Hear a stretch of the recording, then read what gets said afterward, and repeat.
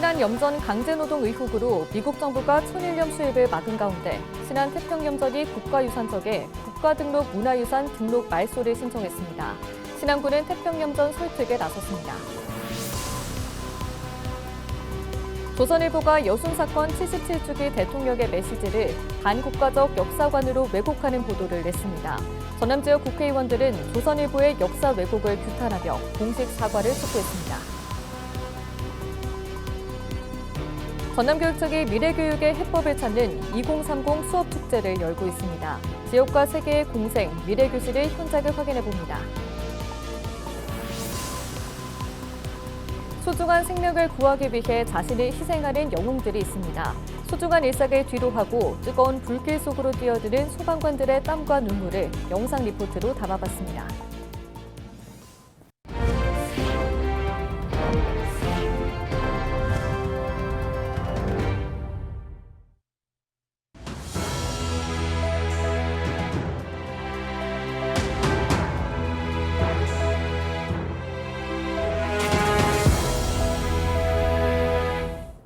시청자 여러분 안녕하십니까? 헬로티비 뉴스입니다. 전남교육청이 미래교육의 해법을 찾는 이색적인 행사를 이어가고 있습니다. 바로 2030 수업축제인데요. LG엘로비전은 전남교육 경쟁력을 높일 다양한 방안이 담긴 이번 축제의 취지를 짚고 교육 정책 방향을 살펴보려 합니다. 그 첫 번째 순서로 2030 수업축제의 의의를 송하영 기자가 짚어봤습니다. 지난 2023년부터 해마다 1000여 명씩 줄고 있는 전남 지역 초등학교 1학년 입학생 수. 전국 광역시도 가운데 올해 가장 많은 학교가 문을 닫은 전남. 그리고 정부의 교원 감축 기조까지. 지방소멸 위기를 돌파하기 위해 전남교육청은 글로컬 교육을 제시했습니다. 첨단 기술을 교육 현장에 접목해 지역을 떠나지 않고도 교육력이 뒤처지지 않을 수 있는 새로운 교육 모델을 마련한 겁니다. 외부로는 디지털 기술을 활용한 참여형 교육 방식으로 전환하면서 내부로는 세계 시민 의식을 키우는 데 초점을 맞추겠다고 밝혔습니다. 박람회에 참석한 여러 지역, 여러 나라들도 우리처럼 지역의 문제와 미래 교육의 문제를 해결하기 위해 노력하고 있을 것입니다. 교육을 통해 지속 가능한 미래를 만들기 위한 지역 협력, 나아가 글로벌 협력이 강조되는 이유도 바로 여기에 있습니다. 전남교육청은 오는 2030년까지 미래형 교실 구축을 목표로 하고 있습니다. 이른바 2030 교실로 지난 7월 기후위기를 주제로 한 남극 장보고 과학기지 연구원들과의 수업이 첫 사례로 공개됐습니다. 이런 가운데 지난 13일부터 2030 교실 성과를 공유하는 2030 수업축제가 전남 곳곳에서 열리고 있습니다. 축제 운영 방향은 크게 두 가지로 학교별 수업 혁신 사례를 공유하는 수업 나눔과 수업 시연과 공연, 컨퍼런스가 어우러진 수업 한마당으로 진행됩니다. 세계 시민과 디지털, 지역 연계, 생태 전환 등을 주제로 다른 나라 학생들과의 프로젝트 수업 등 130개 수업을 참관할 수 있습니다. 이번 축제는 지역민들과 함께 2030 교실의 실현 가능성을 확인하고 미래 교육에 대한 공감대를 쌓을 수 있다는 점에 의미가 큽니다. 2030 수축제는 전남의 교육이 과거 지식 전달 중심 교육에서 미래의 창의적 융합적 학습 문화로 나아가는 혁신의 전환점입니다. 전남 미래교육의 청사진이 담긴 2030 수업축제는 오는 11월 29일까지 이어집니다. 헬로티비 뉴스 송하영입니다. 신안 태평염전이 국가유산청에 국가등록 문화유산 등록 말소를 신청한 가운데 신안군이 설득에 나섰습니다. 태평염전은 강제노동 의혹으로 지난 4월 미국 정부가 태평염전에서 생산한 천일염의 수입을 막으면서 문화유산으로서의 상징성이 상실됐다고 보고 국가등록 문화유산 등록 말소를 신청했습니다. 근현대 문화유산의 보존 및 활용에 관한 법률을 보면 문화유산이 훼손되거나 멸실돼야 문화유산 등록이 말소되는 것으로 확인됐습니다. 신안군은 법안 내용의 근거로 태평염전 측의 국가등록 문화유산 등록 말소 신청이 요건에 해당하지 않는다고 보고 염전 측을 상대로 신청을 취소할 것을 요청했다고 밝혔습니다. 하지만 태평염전 측은 국가등록 문화유산 등록 말소 신청을 번복하지 않겠다는 입장인 것으로 알려졌습니다. 태평염전은 지난 1953년부터 천일염을 생산해왔으며 2007년 신안 비금도 대동염전과 함께 국가등록 문화유산으로 지정됐습니다. 전남 지역 국회의원들이 조선일보의 여순 사건 관련 보도를 강하게 규탄하며 공식 사과를 촉구했습니다. 민주당 박지원, 이계호, 신정훈, 서삼석, 김원희, 주철현, 권향엽, 김문수, 문금주, 조계원 의원은 29일 국회 소통관에서 기자회견을 열고 조선일보가 여순 사건 77주기를 맞아 전달한 대통령의 추모 메시지를 왜곡하고 희생자와 유족의 명예를 짓밟았다고 비난했습니다. 조선일보가 대통령의 메시지를 반국가적 역사관으로 왜곡한 건 국가폭력 피해자에 대한 모욕이라며 언론이 그 의미를 훼손하는 것은 역사적 책임을 져야 할 문제라고 꼬집었습니다. 생명을 구하기 위해 자신을 희생하는 영웅들의 이야기를 영상 리포트로 전해드립니다. 평온한 일상을 미뤄둔 채 찰나의 순간에 모든 것을 걸고 불길 속으로 뛰어드는 소방관들이 흘리는 땀과 눈물 속에는 시민의 안전을 지키겠다는 숭고한 다짐과 가족에 대한 미안함이 뒤섞여 있는데요. 국민의 생명과 재산을 지키는 소방관들의 헌신에 감사드리면서 불꽃 속 고독, 피땀 눈물 그리고 소방관 영상 리포트를 지금 바로 만나보겠습니다.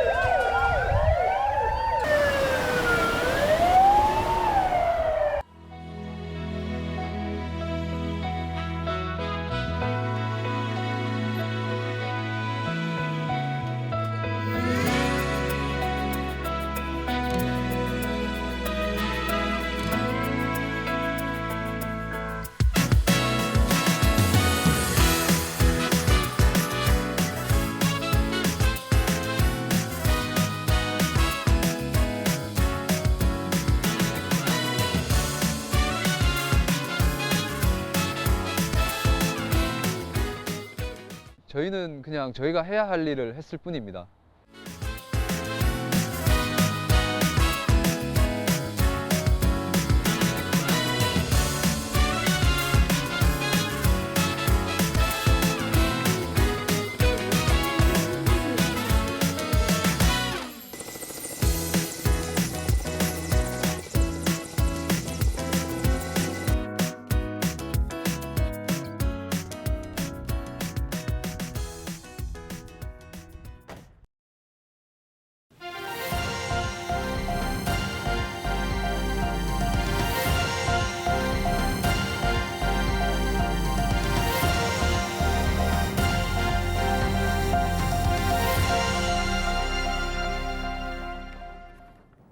신안의 한 도로에서 승용차 화재로 30대 남성이 숨진 채 발견됐습니다.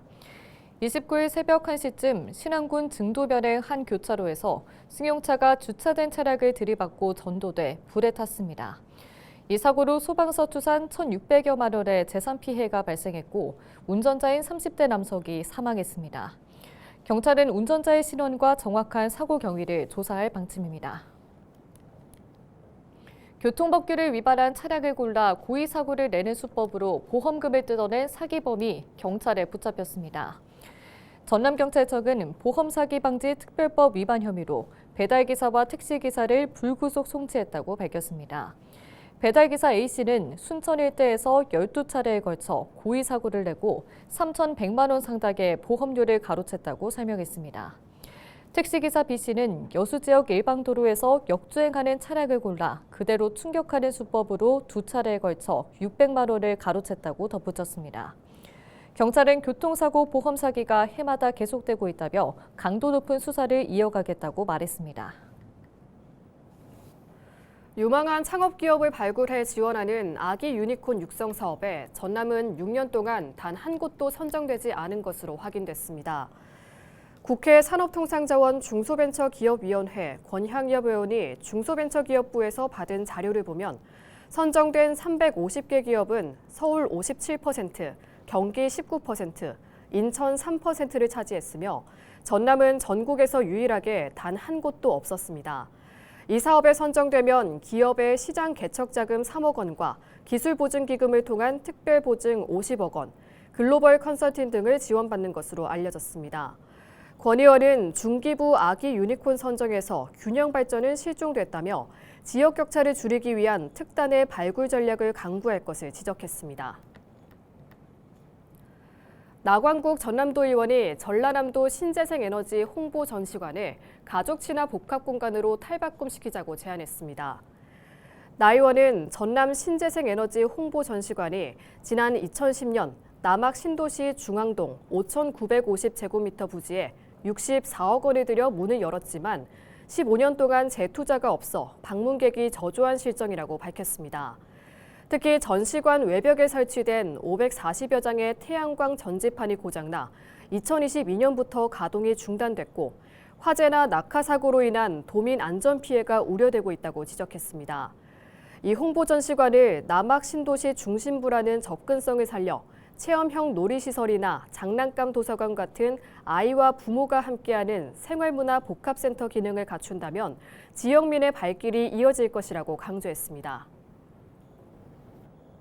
트럼프 미국 대통령의 방한을 앞두고 전남 지역 시민단체가 한국에 대한 대규모 투자 요구를 규탄했습니다.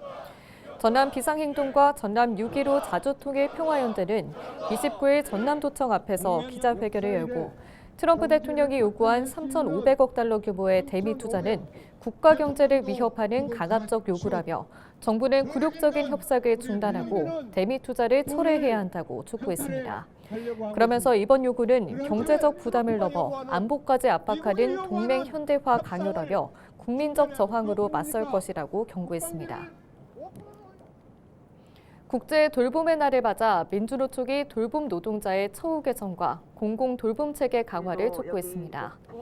이들은 29일 전남도청 앞에서 기자회견을 열고 요양보호사와 아이돌봄 노동자, 장애인 활동 지원사 등 200만 돌봄 노동자가 국민의 삶을 떠받치고 있지만 평균 임금은 160만 원에 고용 불안과 갑질, 성희롱에 노출돼 있다며 정부의 무관심을 비판했습니다.